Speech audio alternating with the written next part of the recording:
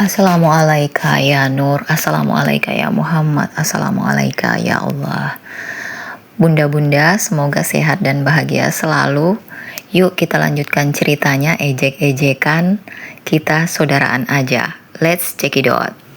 Meli menutup telepon setelah menerima telepon dari ART di rumah Mohan. Walaupun ia pergi dan menjauh, ia masih tetap memperhatikan Mohan dari jauh. Semua Meli yang minta pada Kinar, mulai dari memperhatikan makan Mohan, hingga menghalang ulat bulu yang hendak menempel pada Mohan. Meli sudah cukup lega setelah mendengar penjelasan Kinar. Tapi tak semudah itu juga Meli luluh. Ia tetap akan menjauh dari Mohan untuk memberikan pelajaran pada suaminya itu. Walaupun sudah cukup lega, Meli masih kepikiran jika Mohan berada di kampus. Ia harus mendapat koneksi di kampus untuk mengawasi sang suami di sana. Tapi siapa kandidat yang bagus untuk ia pilih ya? Saat ini Meli tengah bersantai di balkon, tengah duduk santai di kursi, sembari menikmati cemilan. Memantengi ponselnya, siapa tahu ada hal penting yang lagi perlu ia dengar. Bocoran sedikit, saat ini Meli tengah berada di sebuah hotel mewah yang berada di kota tersebut. Kemarin ia menyempatkan diri untuk mengambil uang Mohan di ATM. Tapi tenang saja, ia mengambil di tempat yang jauh dari tempatnya saat ini. Jadi kalaupun Mohan mencarinya, dengan melihat mutasi rekeningnya, Mohan tetap tak bisa mendapatkannya. Dan lagi Meli ini memang tipikal orang yang lebih suka memegang uang cash. Makanya kemarin ia menarik uang langsung 50 juta. Entah di mana ia menyimpan uang itu. Entah tasnya cukup atau tidak menopang uang sebanyak itu. Ah, nikmatnya, ujar Meli setelah menyesap teh yang ia pesan. Enaknya punya suami kaya, ujarnya lagi dengan senyum mengembang. Namun sesaat kemudian langsung mencebik kesal. Tapi percuma juga punya suami kaya, kalau klemer-klemer sama perempuan gak bisa tegas. Sangat menyebalkan, tuturnya, lalu menghela napas panjang. It's okay Meli, jangan memikirkan hal-hal yang membuat kamu kesal saat ini. Lebih baik menikmati keindahan dan kemewahan yang ada saat ini. Anggap saja ini bayaran untuk rasa sakit hatinya, yaitu dengan menghambur-hamburkan uang Mohan. Padahal selama ini ia jarang sekali membelanjakan uang Mohan di luar keperluan rumah. Namun kali ini ia tak peduli, biar saja Mohan yang capek kerja, dirinya yang menghabiskan uang. Meli beranjak dari kursi, waktunya untuk dia mandi, karena setelah ini ia harus pergi ke dekat kampus tempat kerja suaminya. Ia harus mencari seseorang yang bisa menjadi mata-matanya. Usai mandi ia memakai pakaian yang baru ia beli semalam, karena ia pergi tak membawa apapun selain dompet yang isinya ATM milik suaminya. Begini ya rasanya jadi orkai. Gak perlu bawa barang apapun jika bepergian, tinggal beli saja, yang penting ada duit. Entah kenapa saat itu Mohan memberikan kartu ATM-nya pada Meli dan meminta kartu ATM Meli. Mereka jadi tukaran ATM, sudah tentu isi ATM Meli dikirim semua terlebih dahulu ke rekening Mohan. Jadi semua uang ada pada Meli, uangnya sendiri maupun uang suami. Biasanya Mohan akan diberikan 25 juta untuk pegangannya sendiri. Usai bersiap, Meli melangkah keluar dari kamar hotel, menuju parkiran hotel. Lucunya, saat sampai di parkiran hotel hanya ada satu motor di sana, yaitu motor miliknya. Yang lain mobil mewah berjejer di parkiran hotel tersebut. Meli menaiki motornya dan keluar dari hotel tersebut. Butuh waktu 1 jam, ia baru bisa sampai di kampus tempat kerja suaminya. Setelah memarkirkan motornya, ia turun dan melangkah masuk ke dalam gedung. Ia menyusuri lorong bangunan tersebut. Meli berjalan dengan santai sembari melihat-lihat.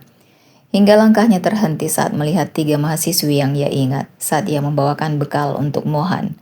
Hai kalian, sapa Meli, membuat perbincangan ketiga wanita itu terhenti. Maaf, siapa ya? Meli pun membuka masker dan topinya di hadapan ketiga wanita itu. Aku ingat, ujar wanita itu membuat Meli tersenyum. Emang dia siapa? Ini kakak yang beberapa bulan lalu nganterin bekal buat Pak Mohan, iya kan? Wah, Meli cukup terperangah wanita itu masih mengenalinya. Bisa kita bicara di sana? Tanya Meli. Ada apa ya kak? Jadi gini, saya butuh bantuan kalian. Tapi sebelum itu lebih enak kalau kita saling memperkenalkan diri dulu gak sih?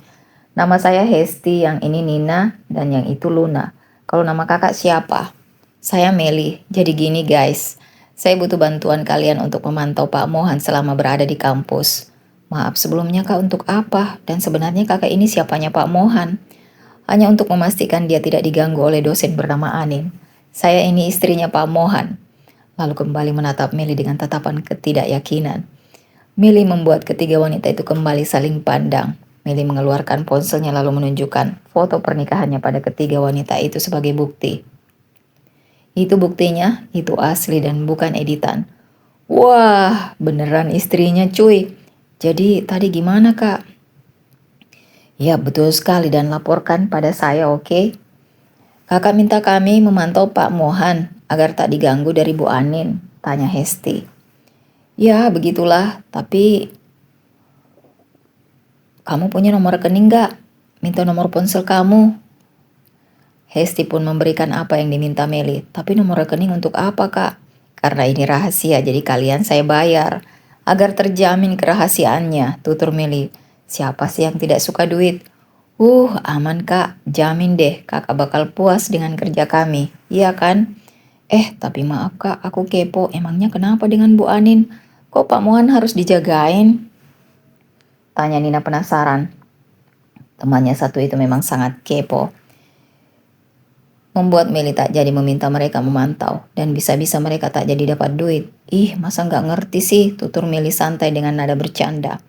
Maaf ya kak, teman kami satu ini memang orangnya agak lemot, ujar Hesti. Gak apa-apa, kalian berdua aja yang jelasin nanti sama Nina. Itu nomor aku, di save ya, sama ini uangnya untuk kalian. Segitu cukup kan untuk kalian, nanti kalau kerja kalian buat saya puas. Sebilah ditambah-tambah, tutur Meli, sambil sembari memberikan amplop berwarna coklat pada Hesti. Hesti mengintip isinya dan matanya melebar. Cukup kak, dijamin kakak puas. Yes, bertetapan dengan itu. Bel kampus berbunyi. Kalau gitu kami pamit ya kak, soalnya ini pergantian jam, jadi kami harus segera masuk kelas. Oke, makasih ya untuk kerja sama kalian. Sip kak. Kini Meli kembali memakai masker dan topinya, lalu berjalan menyusuri lorong kampus itu lagi. Namun sialnya, ia bertabrakan dengan pria yang sangat dia hindari saat ini. Tas yang Mohan pegang terjatuh. Meli refleks mengambilkannya lalu memberikannya pada Mohan. Mohan menerimanya. Belum sadar kalau itu istrinya hingga ia menatapnya. Terima kasih. Meli, tutur Mohan yang sangat mengenali Meli. Bahkan hanya melihat alis dan matanya saja. Meli langsung berlari dari hadapan Mohan, membuat Mohan tersentak. Hei Andri, tolong simpan tas saya ini ke ruangan saya. Mahasiswa itu menerima tas Mohan dengan ekspresi cengok, karena Mohan langsung berlari. Mohan terus berlari mengejar Meli yang masih terlihat dalam pandangannya. Hingga ia melihat Meli belok ke kanan, Mohan pun gegas belok ke kanan. Ia menangkap tangan wanita yang akhirnya terkejar. Meli, tutur Mohan ngos-ngosan sembari memegang tangan wanita itu. Wanita itu pun berbalik. Pak Mohan, ada apa ya pak? Tutur mahasiswi tersebut terheran. Mohan menghela napas panjang lalu melepaskan cekalannya. Maaf, saya salah orang. Saya pikir tadi kamu orang yang saya cari. Saya permisi pak. Kini Mohan kembali menghela nafas frustasi. Hampir 1 jam ia berkeliling, namun Mohan sama sekali tak mendapatkan petunjuk. Tadinya ia mau pulang saja ke rumah, namun entah kenapa ia malah memilih menjalankan mobilnya menuju jalanan lain. Entah kenapa ia ingin melewati jalanan tersebut. Hingga kini ia sampai di tempat yang jauh dari tempat tinggalnya. Karena merasa lelah, Mohan memutuskan untuk beristirahat. Ia memarkirkan mobilnya di parkiran hotel. Ia berencana untuk menginap di hotel ini saja. Nanti agak sorenya ia akan keluar sebentar untuk mencari konter terdekat. Mohan ingin membeli kartu baru untuk menghubungi sang istri karena nomornya diblokir oleh Meli. Sementara itu Meli menaiki lift untuk turun ke bawah. Ia ingin ke supermarket untuk membeli cemilan. Ia tak bisa tanpa cemilan apalagi ia suka menonton drakor. Pintu lift terbuka, ia sampai di lantai bawah. Meli keluar dari lift menuju pintu luar hotel. Tanpa Meli sadari seorang pria yang tengah melakukan transaksi check-in di meja resepsionis itu adalah suaminya. Namun mereka sama-sama tak saling melihat. Meli terus berjalan hingga keluar dari pintu hotel tersebut. Barulah Mohan selesai juga melakukan transaksi dan berbalik melangkah menuju lift. Sungguh, sepertinya takdir belum mau mempertemukan mereka, walaupun mereka sebenarnya berada di satu tempat. Iya mak, ya Allah, kau nih dari mana? Kenapa nomormu tidak aktif dari kemarin? Saat ini Meli tengah menelpon dengan mamanya. Maaf lah mak, Ponselku mati dari kemarin, jawab Meli cengengesan, sembari tangannya memilih-milih snack. Kau ini kebiasaan bikin orang khawatir aja. Terus sekarang kau lagi di mana? Lagi di rumah. Jangan kau bohong sama mama. Kau pikir mama nggak tahu kau kabur kan dari rumah? Lah, mama tahu dari mana? Ya dari suamimu lah. Dasar tukang ngadu si Lohan itu. Bukan ngadu namanya itu. Kau tahu tidak? Dia itu frustasi kali cari kau. Pulanglah, kasihan suamimu, nanti stres. Gak mau lah, Mak. Aku masih sakit hati. Mama tahu, tapi kau salah pahamnya itu. Mohan tidak selingkuh, tidak sama seperti abangnya. Iya tahu, Mak, tapi tetap aja hatiku sakit, Mak. Udah kubilangnya sama dia. Jangan dekat-dekat sama ulat bulu. Nggak maunya dia mendengar. Ya udahlah kalau gitu. Syukur, Mama, kalau kau baik-baik aja, baik-baik kau di situ ya. Kalau ada apa-apa cepat hubungi Mama. Jangan juga kau lirik-lirik pria lain. Ingat, kau punya suami yang tampan lagi nyari kau sampai hampir gila. Percuma tampan, Mak, kalau kelemer-kelemer. Percuma apanya, suamimu tampan, baik, kaya, ndak pelit pula sama kau kan. Kalau masalah kelemer-kelemer, kan bisa kau ajarin jadi tegas. Ya juga sih, ya sudahlah. Kalau gitu, Mama mau tutup teleponnya. Sudah dengar, kau baik-baik saja, sudah lega perasaan Mama. Mama pikir kau hilang pula di telan bumi, nanti Mama bisa ikut stres. Cie yang khawatir sama putri cantiknya. Ya khawatirlah, kalau kau hilang bagaimana lagi Mama bisa buat anak yang kayak kau. Pabriknya aja sudah lama meninggoy. Mama nih. Sudah ya, Assalamualaikum. Waalaikumsalam, jawab Meli, lalu menyimpan ponselnya dalam tasnya kembali. Sore harinya Mohan yang sudah mandi dan berpakaian bersiap untuk turun ke lantai 1 hotel ini.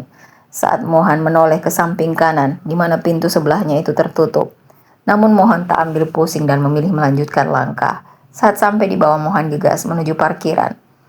Terima kasih, Mas. Iya, sama-sama. Setelah sampai di konter, ia langsung membeli kartu baru dan memasangnya di ponselnya.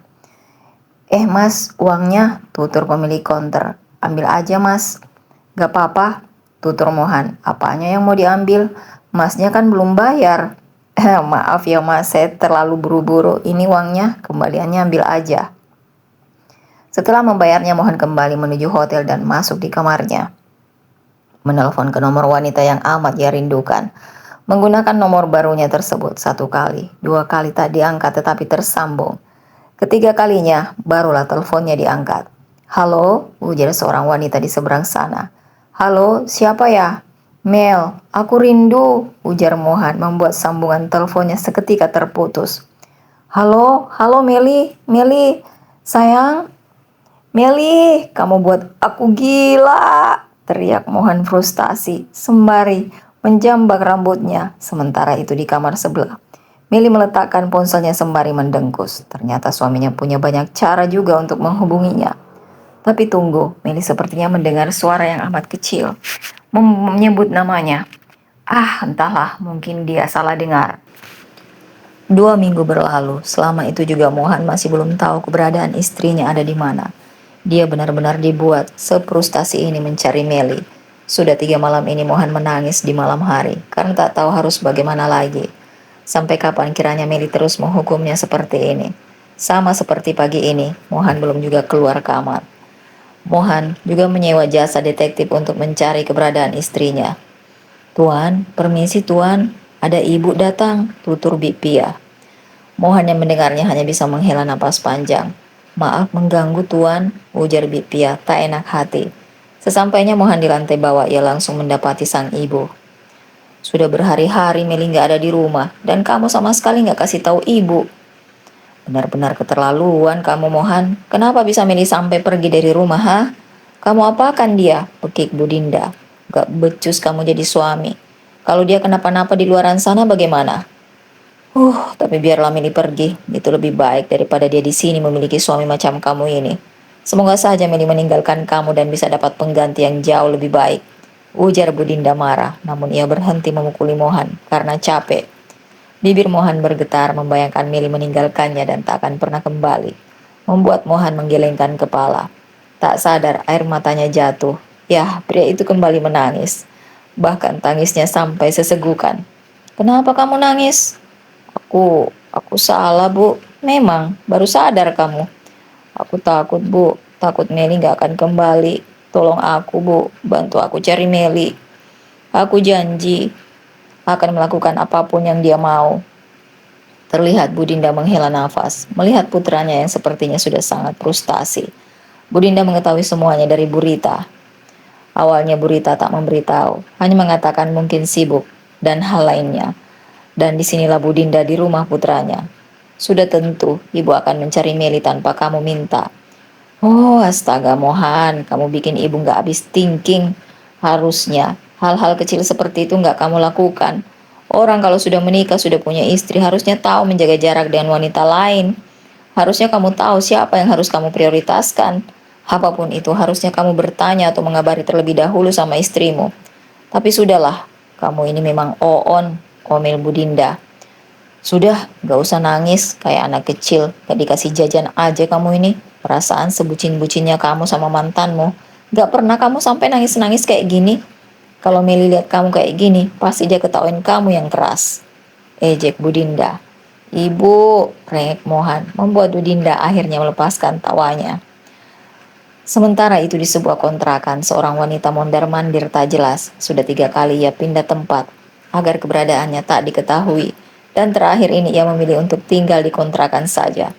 Saat ini Meli merasa gelisah. Ia gelisah memikirkan suaminya. Yang kata Mbak Dinar, suaminya itu sudah seperti orang stres. Apa aku pulang aja ya? Minggir, saya mau masuk. Maaf, nggak bisa. Majikan kami lagi nggak mau terima tamu. Gak usah bohong deh lo. Minggir lo babu. Gue mau ketemu Mohan. Lo nggak berhak halang-halangin gue. Pekik wanita itu begitu marah. Itu adalah Anin. Sudah 4 hari ia tak melihat Mohan di kampus. Dan ia ingin menemui pria yang ia sukai itu. Namun ia dihadang oleh ketiga pembantu rese Mohan ini. Lihat saja kalau nanti dia sudah jadi Nyonya Mohan, dia akan memecat ketiga ART menyebalkan ini. Ah, sialon kalian, teriak Anin kesal sekali. Bi Pia, Bi Isa dan juga Kinar akhirnya bisa bernafas lega setelah melihat Anin yang pergi dari rumah tuannya ini. Bener-bener udah gak waras tuh perempuan, gak punya urat malu, gangguin suami orang mulu, kayak gak laku aja, namanya juga pelakir. Ya pasti gak punya malu. Udah yuk masuk. Itu pagarnya jangan lupa dikunci deh. Ntar si ulat bulu itu datang lagi, tutur Bipia. Hari juga sudah sore. Tadi saat Budinda datang masih sekitar jam 2 dan itu hanya datang sebentar untuk memarahi putranya. Esok harinya walaupun masih tak bersemangat untuk menjalani kehidupannya, Mohan memutuskan untuk kembali bekerja. Tuan, ini bekalnya. Gak perlu mbak, saya gak nafsu makan. Jangan terlalu dibawa pikiran Tuan. Nyonya pasti akan segera pulang, dan walaupun Nyonya sedang tidak bersama Tuan, tetapi Nyonya selalu memperhatikan Tuan dari jauh. Jadi ini bekalnya dibawa ya Tuan. Setidaknya makan sedikit. Jadi kamu tahu di mana istri saya? Saya tidak tahu Tuan, tapi Nyonya selalu menyuruh saya untuk memperhatikan Tuan. Jadi Tuan tidak perlu bersedih, karena Nyonya juga begitu menyayangi Tuan. Benarkah? Tutur Mohan.